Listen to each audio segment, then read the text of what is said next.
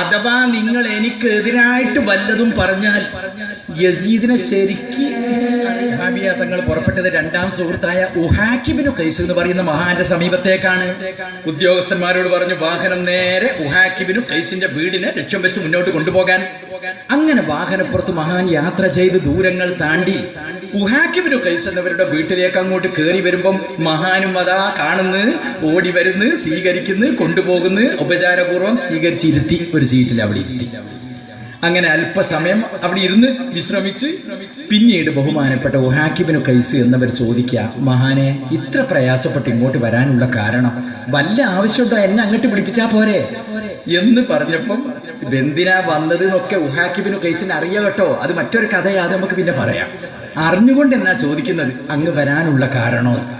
അപ്പോഴാണ് ബഹുമാനപ്പെട്ട മുആവിയ തങ്ങൾ നേരത്തെ പറഞ്ഞ അതേ മറുപടി. കൂട്ടുകാരാ, കാലഘട്ടത്തിന്റെ അവസ്ഥ നിങ്ങൾക്കറിയാലോ, നമ്മുടെ അവസ്ഥ അറിയാലോ. പ്രായാധിക്യം കൊണ്ട് നമ്മളൊക്കെ പലതരത്തിൽ ബുദ്ധിമുട്ടിക്കൊണ്ടിരിക്കുക, വിഷമിച്ചുകൊണ്ടിരിക്കുക. അങ്ങനെ നമ്മൾക്ക് എന്തും സംഭവിക്കാം. എനിക്കും തോന്നി അതുപോലെ മരണമൊക്കെ അടുത്തിട്ടുണ്ട്, അങ്ങനൊക്കെ ഒരു തോന്നൽ. അപ്പൊ ഞാൻ ചിന്തിച്ചു, എന്റെ കാലം കഴിഞ്ഞാൽ ഈ നാടിനൊരു ഭരണാധിപൻ വേണം. ആ ഭരണാധിപനെ ഞാൻ തന്നെ അങ്ങോട്ട് തെരഞ്ഞെടുത്താൽ പിന്നെ ആ ഭരണാധിപൻ എന്റെ കാലശേഷം നാട് ഭരിച്ചാൽ മതിയല്ലോ എന്ന് തീരുമാനിച്ച് യോഗ്യനായ ഒരാളെ കണ്ടുപിടിച്ച് ജനങ്ങളെ കൊണ്ട് ബൈഅത്ത് ചെയ്യിപ്പിച്ച് അങ്ങനെ ഈ ലോകം വിട്ടുപിരിഞ്ഞു പോയാൽ അതൊരു റാഹത്താണല്ലോ എന്ന് ചിന്തിച്ച് എന്നൊക്കെ പറഞ്ഞപ്പം ബഹുമാനപ്പെട്ട ഉഹാക്കിബിനു ഖൈസ് എന്നവർ ചോദിച്ചു, പ്രിയപ്പെട്ടവരെ, ആരെയാണ് അങ്ങ് ആ സ്ഥാനത്തേക്ക് കാണുന്നത്? ഒക്കെ അറിയോ കേട്ടോ അവിടെ വിഷയം, ആരെയാ നിങ്ങൾ കാണുന്നത് എന്ന് ചോദിച്ചു. അപ്പൊ മുആവിയ തങ്ങൾ പറഞ്ഞു, ഞാൻ ആ സ്ഥാനത്തേക്ക് കാണുന്നത് എന്റെ മകൻ യസീദിനെയാ. നിങ്ങൾക്ക് എന്ത് പറയാനുണ്ട്?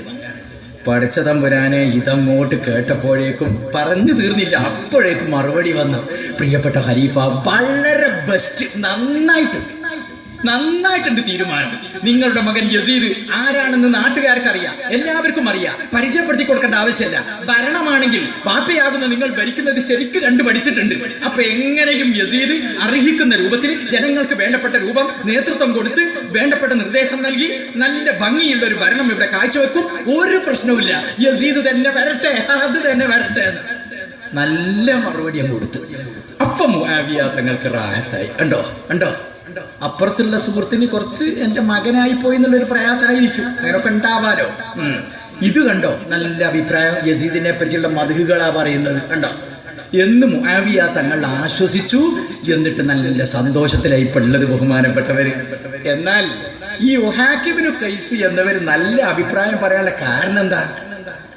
അതൊരു കാരണമുണ്ട്. ഉപ്പ എന്നെ ഖലീഫയാക്കുന്നതിനെ സംബന്ധിച്ച് അഹ്നഫ് ഇബ്നു ഖൈസ് എന്നവരെ സമീപിച്ചിട്ടുണ്ട്. അവിടെ സമീപിച്ച് അഭിപ്രായം ചോദിച്ചപ്പോ എനിക്കെതിരായിട്ടാണ് അഹ്നഫ് ഇബ്നു ഖൈസ് എന്നവർ അഭിപ്രായം പറഞ്ഞത് എന്നും ഇനി ഉപ്പ എന്നെ പറ്റി അഭിപ്രായം ചോദിക്കുന്നത് ഉഹാക്കിബിനു ഖൈസിനോടാണ് എന്നും മുൻകൂട്ടി മനസ്സിലാക്കിയ യസീദ് എന്ത് ചെയ്തു എന്നറിയോ? ഉപ്പ ഇവിടെ വരുന്നതിന്റെ അല്പം മുമ്പ് ഈ സ്ഥലത്ത് വന്നിട്ടോ ഉഹാക്കിബിനു ഖൈസിനോട് ചോദിച്ചു, സുഹൃത്തെ, ഉപ്പ ഇവിടെ വന്നിരുന്നോ? ഇല്ല. എന്നാൽ ഉപ്പ വരൂ. എന്തിനാ വരുന്നത് എന്നറിയോ? ഉപ്പയുടെ കാലശേഷം നാട് ഭരിക്കുന്ന ഖലീഫ എന്ന സ്ഥാനം എനിക്ക് നൽകുന്നതിനെ പറ്റി ആലോചിക്കാൻ, അഭിപ്രായം ചോദിക്കാൻ വേണ്ടി വരും. അങ്ങനെ ഉപ്പ അഭിപ്രായം ചോദിച്ചാൽ നല്ല നല്ല നല്ല ക്ലിയർ ആയിട്ടുള്ള മറുപടി, നല്ല മദ്ഹ് എന്നെ കൊണ്ട് പറഞ്ഞ് ബാപ്പാക്ക് നല്ല അഭിപ്രായം രേഖപ്പെടുത്തി കൊടുക്കണം. മനസ്സിലായോ? ഇനി അഥവാ നിങ്ങൾ എനിക്ക് എതിരായിട്ട് വല്ലതും പറഞ്ഞാൽ യസീദിനെ ശരിക്ക് അറിയാലോ, പറയണ്ടല്ലോ, അത് മനസ്സിൽ വെച്ചോ. ഇതും പറഞ്ഞ് ഇറങ്ങിപ്പോയതാ. അപ്പൊ ഈ സാധു ആകെ ഈ ഇഷാരത്ത് കേട്ടപ്പം തന്നെ വെറുക്കാൻ തുടങ്ങിയിരിക്കുന്നു. ചില ആൾക്കാർക്ക് ചിലത് കേൾക്കുമ്പോ ഉണ്ടാവും, ഈ കണ്ണ് കാണാത്ത ആൾക്കാരുണ്ടാവും, അവര് കേൾക്കുമ്പോ അവർക്ക് മറ്റൊരു അവസ്ഥയായിരിക്കും. എന്ന് പറയും, മുമ്പ് ഒരു കണ്ണ് കാണാത്ത ആളടുക്കൽ നിന്ന് ഏതൊരുത്തം പത്രം വായിച്ചതാ, മോര് കുടിച്ച് 2 പേർ മരിച്ചു, എന്തോ വിഷം കലർന്നതോ മറ്റോ ആണ്. അപ്പൊ കണ്ണ് കാണാത്ത ഇയാൾ ദുനിയാവ് കണ്ണ് ജീവിതത്തിൽ കണ്ടിട്ടില്ല. ഇയാൾ ചോദിച്ചു, മോരോ അതെങ്ങനെയാണ്? അപ്പൊ മറ്റവൻ എന്ത് പറഞ്ഞു, പാല് പോലെ വെളുത്തിട്ട് എന്നുള്ള അർത്ഥത്തിലാ പറഞ്ഞത്. അപ്പൊ ഈ സാധുവിന് അതും അറിയൂലല്ലോ, പാലെങ്ങനെയാണ്? പാല് കൊക്കില്ലേ, അതുപോലെയാണ്. കൊക്കോ അതെങ്ങനെയാണ്? അപ്പോഴാണ് കൈ ഇങ്ങനെ വെച്ചിട്ട് മെല്ലെ കണ്ണുപൊട്ടന്റെ കൈ ഇടിച്ചത്, അത് അങ്ങനെ നിറഞ്ഞു. അപ്പൊ ഇയാൾ എന്ത് പറഞ്ഞു കണ്ണുപൊട്ടന്, ഇത് കുടിച്ചാ പിന്നെ മരിക്കൂലേ. അത് അങ്ങോട്ടാ കൊണ്ടുവച്ചത്. ഞാൻ പറയാൻ കാരണം ഓരോ ഇഷാറത്ത്. ഇവിടുത്തെ ഇഷാറത്ത് ഇപ്പൊ എന്താ, ഇപ്പൊ പറഞ്ഞ ഇഷാറത്ത് അതിന്റെ അർത്ഥം എന്താ? നാളെ ഹറ മയ്യത്ത. എങ്ങനെയായാല് യസീദിന്റെ എതിരായിട്ട് ഞാൻ അഭിപ്രായം പറഞ്ഞാല് അതിന്റെ ഇവിടുന്ന് ഭീഷണിപ്പെടുത്തിയാ പോയത് എന്നർത്ഥം. അങ്ങനെ ഈ സാധു ഇങ്ങനെ നിൽക്കുക, പഠിച്ച തമ്പുരാനെ മുആവിയ തങ്ങളൊന്ന് വന്നാല് ഈ ഭാരം ഇറക്കി വെക്കാലോ എന്ന് വിചാരിച്ചിട്ട്. അപ്പോഴാണ് ബഹുമാനപ്പെട്ടവർ വരുന്നതും തന്റെ കാലശേഷം മകനെ സംബന്ധിച്ച് ഖലീഫയാക്കുന്നതിനെ പറ്റി അഭിപ്രായം ചോദിക്കുന്നതും. ഉടനെ തന്നെ നല്ല റടിക്കുള്ള അഭിപ്രായം ബഹുമാനപ്പെട്ട മുആവിയ തങ്ങളുടെ മകനെ പറ്റി ഒരുപാട് മധുവൊക്കെ അങ്ങോട്ട് പറഞ്ഞത്. മുആവിയ തങ്ങൾ നല്ല റാഹത്തായി. അങ്ങനെ മഹാൻ അവിടുന്ന് യാത്ര ചോദിച്ച് കാണുന്നവരോടൊക്കെ പറയാൻ തുടങ്ങുക. പിന്നെ വിഷയം, ജനങ്ങളെ, എന്റെ കാലം കഴിഞ്ഞാൽ ആ സ്ഥാനത്തേക്ക് ഖലീഫ എന്റെ മകൻ.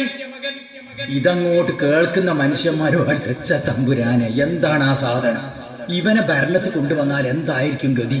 പക്ഷേ മുആവിയ തങ്ങളെ ജീവനെ പോലെ സ്നേഹിക്കുന്ന ജനങ്ങൾക്ക് മഹാന്റെ മുഖത്ത് നോക്കി എതിർത്ത് പറയാനുള്ള അവസ്ഥ ഇല്ല. അപ്പൊ എല്ലാവരും ചെയ്യും, മനമില്ല മനസ്സോടെ പിന്തുണ കൊടുത്തുകൊണ്ടിരിക്കുക.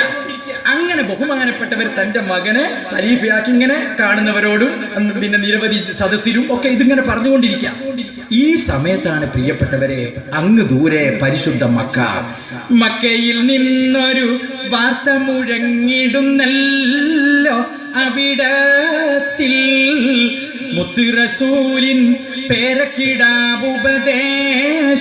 വാക്യങ്ങൾ കൂടെയവർക്കിരു പേരവരുണ്ട് പിന്നിൽ കൂട്ടിന്. ക്രൂര യസീദിൻ ഭരണമതും തടയാനായി ജിഹാദിന്. മക്കയിൽ നിന്നൊരു വാർത്ത മുഴങ്ങിടുന്നല്ലോ. അവിടത്തിൽ മുത്ത് റസൂലിൻ പേരക്കിടാവുപദേശ വാക്യങ്ങൾ കൂടെ അവർക്കിരു പേരവരുണ്ട് പിന്നിൽ കൂട്ടിന്. യസീദിൻ ഭരണമതും തടയാനായി ജിഹാദിന്. ഖലീഫത് പോലെ കൂട്ടുകാരോത്തവർ മക്കത് കൊള്ളേ. കയറുന്ന വാഹനമിൽ അവർ നേരെ അറിയുന്ന നേരം മക്ക വെടിഞ്ഞവർ പോകും യസ്രീബിൽ. എത്തി ഖലീഫയും ബൈഅത്ത് കൊല്ലും വാങ്ങി സുദനോരിൽ. മക്കയിൽ നിന്നൊരു വാർത്ത മുഴങ്ങിടുന്ന അവിടത്തിൽ മുത്ത് റസൂലിൻ പേരക്കിടാവുപദേശ